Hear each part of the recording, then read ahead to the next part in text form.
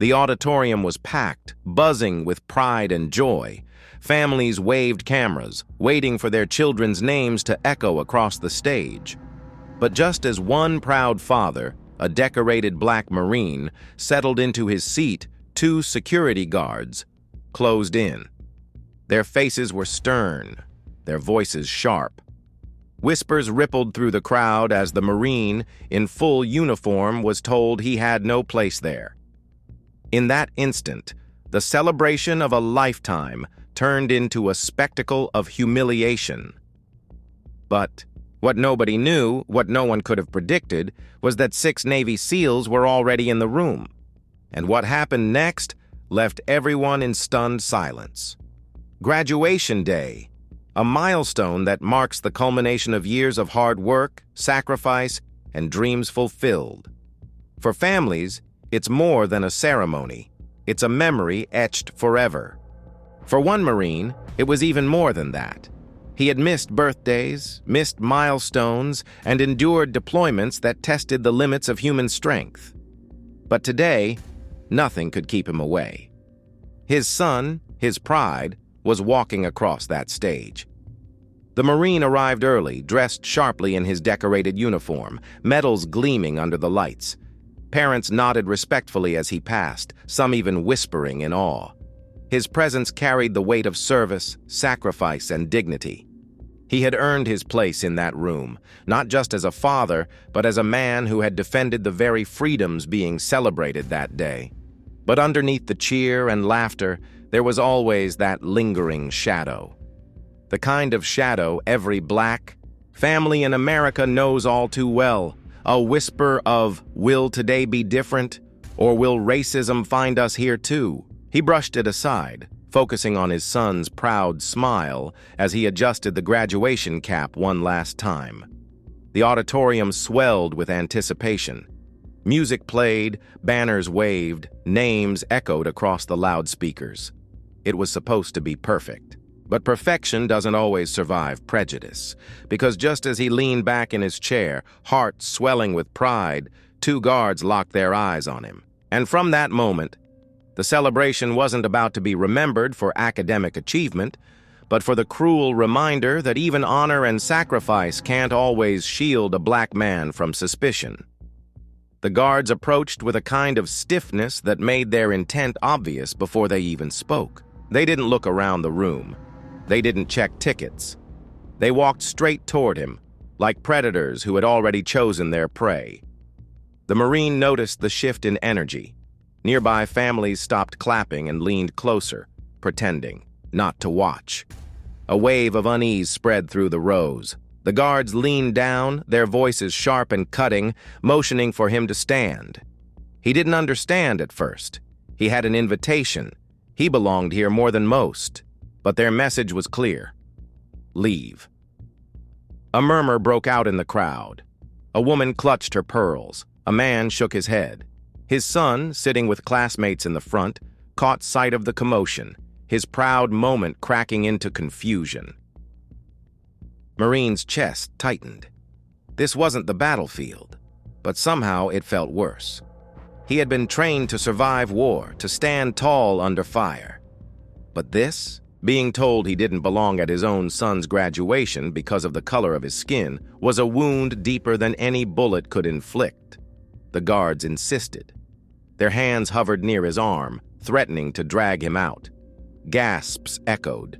Some tried to whisper protests, but no one dared to intervene.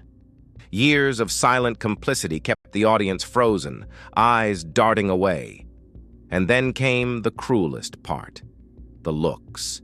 The glances that silently judged him, the whispers of, "What did he do?" Even in uniform, with medals glistening on his chest, he was reduced to suspicion. To them, he wasn't a hero. He wasn't a father. He was a problem to be removed. The Marine stood slowly, his back straight, pride clinging desperately to dignity. His son's eyes filled with tears as he watched the father who had survived wars now being treated as an intruder in the moment that should have been theirs. But as the Marine prepared to take that walk of shame, a sound cut through the air. Not, from the guards, not from the crowd.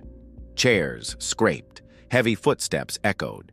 6 men scattered across the auditorium rose to their feet in unison. Their presence was unmistakable. Broad shoulders, sharp posture, the quiet authority of warriors. They weren't just attendees, they were Navy SEALs, brothers in arms, and they weren't about to let one of their own be humiliated without consequence. The energy in the room shifted. Whispers turned into stunned silence. Eyes darted between the Marine, the guards, and the 6 figures now advancing with unwavering purpose. The guards froze, their authority suddenly challenged. The 6 SEALs moved. Like a single unit, their eyes fixed on the scene unraveling before them. They didn't speak a word. They didn't need to. Their presence spoke louder than any argument could. The audience's breath caught, as though the entire auditorium was holding it at once. What had been humiliation was now transforming into something else. Power, solidarity, defiance. The SEALs flanked the Marine, forming a shield of unshakable loyalty. The guards hesitated, their earlier confidence crumbling as they realized who they were dealing with. This wasn't just one man, standing alone. This was the weight of service, of sacrifice, of military brotherhood staring them down. The Marine didn't move. He didn't have to. For the first time since the confrontation began, he allowed himself to breathe. His son, from across the stage, sat taller, pride restored, eyes wide with awe. The lesson he was witnessing would echo longer than any diploma. Sometimes silence is louder than words, and dignity doesn't need to shout to be heard. One of the guards stepped back, then another. Their authority had melted into shame. The auditorium, once buzzing with whispers, had fallen into a heavy, almost sacred silence. Nobody dared break it. And in that silence, the message rang clear. A black Marine, stripped of dignity by prejudice, had been lifted higher than ever before by the unspoken power of solidarity. In that moment, the room wasn't just witnessing an act of defiance. They were witnessing justice. Slowly, the guards retreated, their footsteps echoing louder than the graduation music itself. The SEALs remained at the Marine's side until the tension dissolved. Then, as if nothing had happened, the ceremony resumed. But nothing was the same. The Marine sat down again, his shoulders heavy, his heart torn between pride and sorrow. His son's name was finally called, and the auditorium erupted in applause. But this applause wasn't only for a graduate. It was for a father whose dignity had been tested and restored before their very eyes.